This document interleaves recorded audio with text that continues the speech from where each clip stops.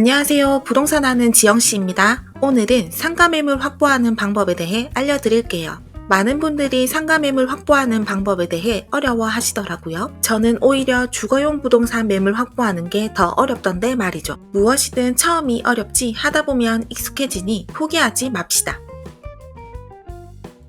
상가매물 확보하는 방법으로는 크게 4가지로 나눌 수 있어요. 명함작업, 전화작업, 우편작업, 방문작업입니다. 그리고 이 중에서 가장 효과 좋은 방법은 방문작업입니다. 비대면이 일상화된 시대라지만 직접 얼굴 보고 이야기 나누며 접수받은 매물과 비대면으로 받은 매물은 계약 단계, 특히 권리금 조율할 때 큰 차이를 보입니다. 그러니 설령 비대면으로 접수받았다 하더라도 금주 내에 방문해서 꼭 사장님을 만나 뵙고 나라는 사람을 각인시키고 와야 합니다.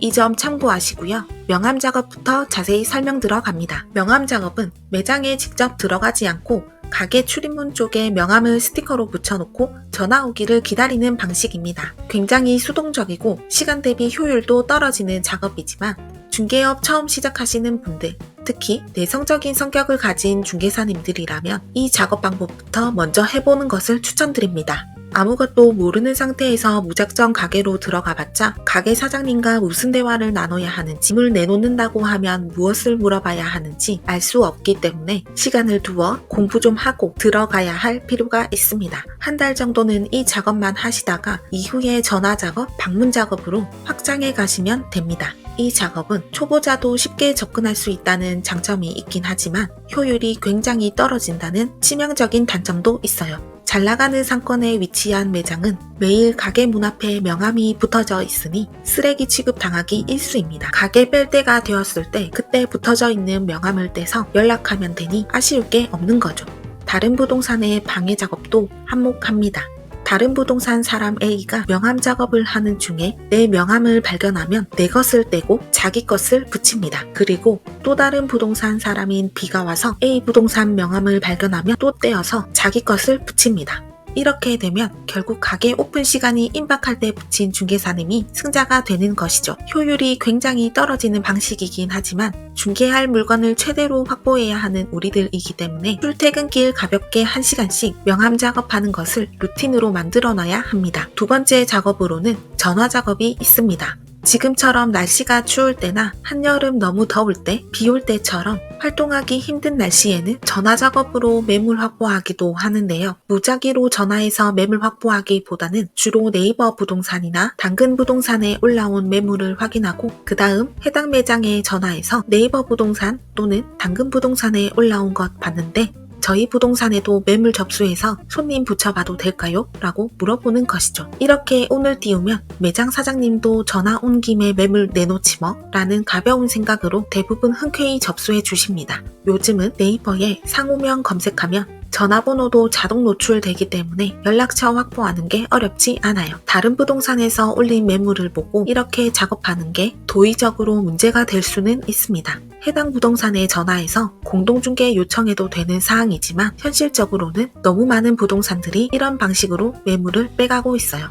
밥 먹듯이 매물 뺏기고 보니 저도 마냥 착하게 앉아있기는 싫더라고요. 이 영상을 보고 계신 중개사님들도 각자 판단하셔서 작업하시길 바라겠습니다. 세 번째 작업으로는 우편 작업이 있습니다. 이 작업은 주로 신축 중인 건물이나 구분등기 되어진 곳 일부가 공실로 나와 있는 경우 쓰는 방법입니다. 주거용 부동산이나 토지 매물 작업할 때 건축물 대장, 등기를 열람하고 거기에 적힌 건물 주소지로 우편을 보내잖아요. 똑같다고 보시면 돼요. 다만 등기 열람할 때 700원, 1000원 등기 비용이 들어서 무료인 건축물 대장상 주소지로 작업 많이 하시는데요. 문제는 대장에 적힌 소유자 주소지가 잘못된 경우가 많다는 거예요. 물론 등기도 틀릴 수 있지만 대장보다는 나아요. 건축물 대장은 소유자 자체가 다른 경우도 있으니 주의해야 합니다. 여기서 정말 유용하게 쓰일 수 있는 꿀팁 하나를 말씀드릴게요. 꼬마 빌딩처럼 건물 전체가 동일한 소유자인 곳에 공시를 따야 할 때가 있습니다. 이때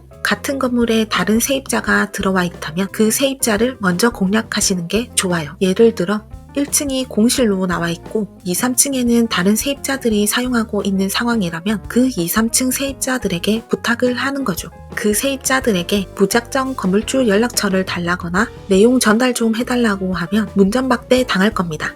하지만 저희 손님이 여기 건물 1층에 들어오고 싶어 하는데 건물주에게 말씀 좀 해주시면 안 될까요? 계약 성공하면 꼭 사례비 드리겠습니다. 라고 말하면 꽤 많은 분들이 흔쾌히 협조해 주십니다. 물론 이 방법을 남발하면 안 되겠죠? 사례비 준다고 사기치고 다니는 중개사라고 금방 소문이 날 겁니다. 꼭 매물 확보해야 할 때 치트키로 쓰시면 됩니다. 마지막으로 상가 매물 작업의 핵심 대면 작업이 있습니다. 대면 작업은 말 그대로 매장에 직접 들어가서 매물 확보하는 방법이에요. 이 작업은 타깃을 정하고 작업하지 마시고 무작위로 들어가서 작업하셔야 합니다. 그래야 많이 안 알려진 그리고 따끈따끈한 신상 매물들을 확보할 수 있기 때문입니다. 직접 매장에 들어가서 작업해야 하기 때문에 내성적이거나 처음 중개업 시작하는 분들에게는 굉장히 부담될 수 있어요. 하지만 절대 소홀히 해선 안 되는 작업이니 이 악물고 뻔뻔해지셔야 합니다. 여기서 또 한 가지 팁을 드리자면 들어가서 무작정 사장님 가게 내놓으실 생각 있으세요? 라고 하면 불쾌하게 받아들이는 사장님들이 있어요. 안 그래도 장사 안 되는데 누군가가 그렇게 이야기하면 굉장히 거슬릴 수 있습니다. 그렇게 말씀하지 마시고요. 사장님 가게 이전하실 계획 있으세요? 라거나 저희 손님이 여기 매장 작업을 좀 해달라고 하시는데 양도 계획 있으세요? 라고 하면 무난하게 대화 시작할 수 있습니다. 그리고 매장이 바빠 보일 때에는 대화 시도하지 마시고요. 부동산에서 나왔습니다. 명함 놓고 갈 테니 필요할 때 연락 주세요 라고 하고 다음에 또 오시면 됩니다. 지금까지 상가 매물 작업 4가지 소개드려 봤는데요. 아침 출근하면서 명함 1시간 정도 작업하고 출근해서는 블로그, 네이버 부동산 등 홍보 작업에 집중, 오후에는 대면으로 작업하시다가 날씨가 안 좋을 땐 전화 작업으로 돌리는 식으로 루틴 짜시면 효율적으로 시간 활용할 수 있습니다. 그럼 오늘도 긴 영상 봐주셔서 감사하고요. 다음에 알찬 영상으로 다시 돌아오겠습니다.